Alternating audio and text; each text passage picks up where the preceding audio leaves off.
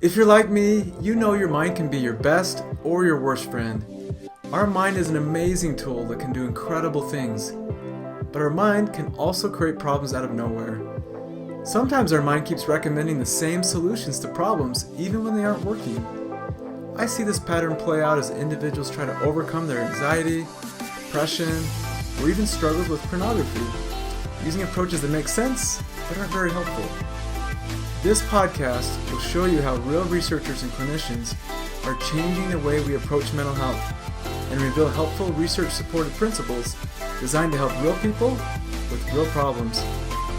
My name is Dr. Cameron Staley, and welcome to the Life After Series Radio. So I was thinking a lot today about urges. When I hear that word, I have a strong reaction where it's like, I don't like having urges. So I think like this morning, I wake up early to play basketball. It's my favorite form of exercise. And yet when my alarm went off at 5:30 this morning, I had a really powerful urge to turn off my alarm and stay in bed. Really strong. And it's interesting. I've been playing morning basketball for many years now. And yet that urge to just stay in bed hasn't really gone away. It's still there.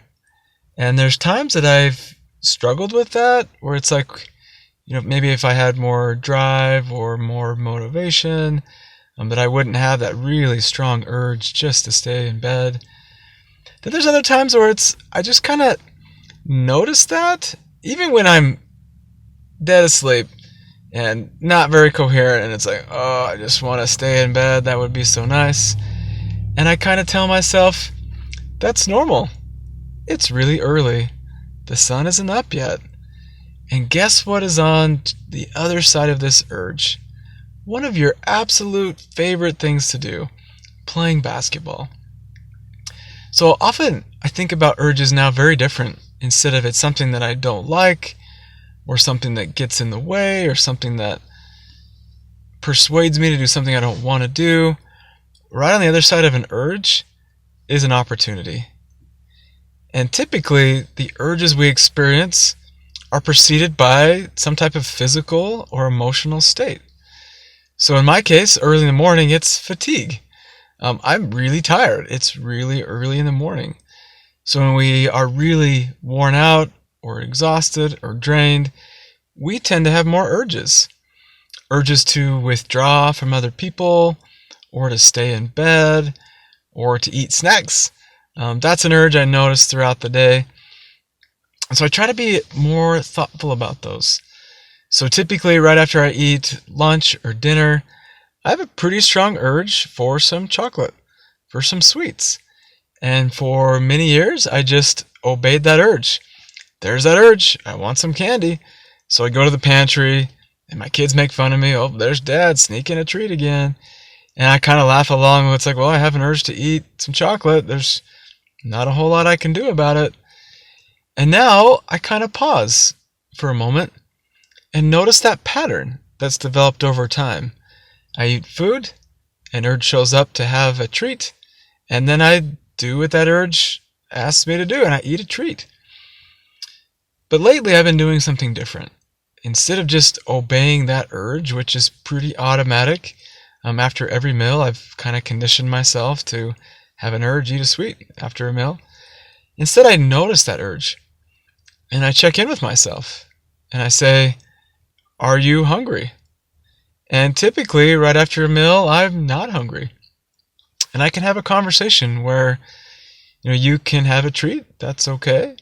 Or you could wait till maybe you're hungry later and have a treat. Or maybe you're full and that's okay. You don't need to eat anything in this moment. And so what happens is when I pause and reflect on that urge, I now have many options. And I found that after I've paused, if I still choose to eat that treat, I don't feel as guilty. It's like I chose to eat it. I know sometimes those cinnamon gummy bears maybe aren't the best for you, but I can tell myself, yeah, you can have a gummy bear. That's okay. Just know that you're choosing this. And that can be okay. And what I found is when I make that choice and give myself permission to eat that cinnamon gummy bear, I only end up eating one or two. But when I'm kind of mindless and in a hurry, and I've got that urge to eat that sweet, I probably eat like 6 to 8, quite a bit more. And I think the really fascinating thing is I don't really enjoy them. I don't really taste them. I don't really take the time to savor them. I'm just mindlessly following an urge and eating those sweets as fast as I can. So when I slow down and say, yeah, you're going to choose to eat this treat, I tend to eat fewer, but I also tend to enjoy them more, and I don't really feel guilty after, which is pretty cool. So I've noticed that same urge tends to show up around discomfort. So often I have that urge to check my phone after I feel stressed, or after I find myself in a waiting room and everyone else is checking their phone. And there's that moment where it's like, oh, this feels a little awkward. Maybe I'm a little nervous for this meeting or this appointment. Instead of allowing myself to feel that, maybe take a couple breaths and say, yeah, this is nerve-wracking. You're at the dentist, and oftentimes experiences at the dentist are quite painful.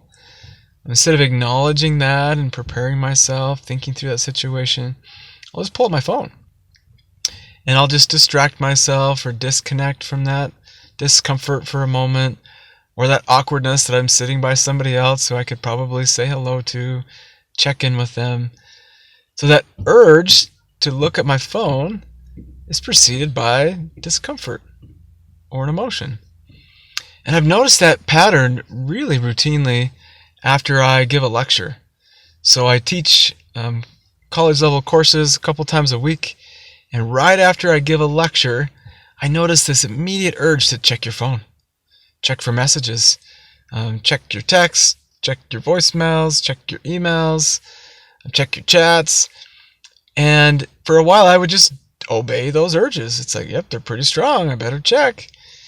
And then I paused and thought, I work with a lot of people, trying to help them change their behavior from having an urge to view sexual images or pornography, or having the urge to stay in bed because they're feeling depressed, or having the urge to avoid attending class because they're feeling pretty anxious.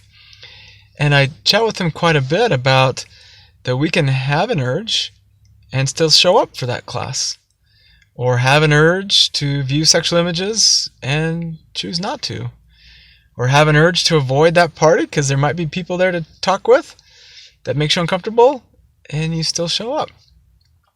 So I always try to think about, how can I practice what I preach, and how do I relate? I might not struggle with social anxiety or pornography or depression, but I'm still human. I still experience stress and emotions, and I realize it's like, wow, that's my phone. So after class, giving a lecture for 75 minutes, answering questions about mental health and abnormal psychology and diagnoses, and trying to be thoughtful for all the students in my class, and trying to deliver a message in a really sensitive way, it's a lot of pressure. It's pretty stressful.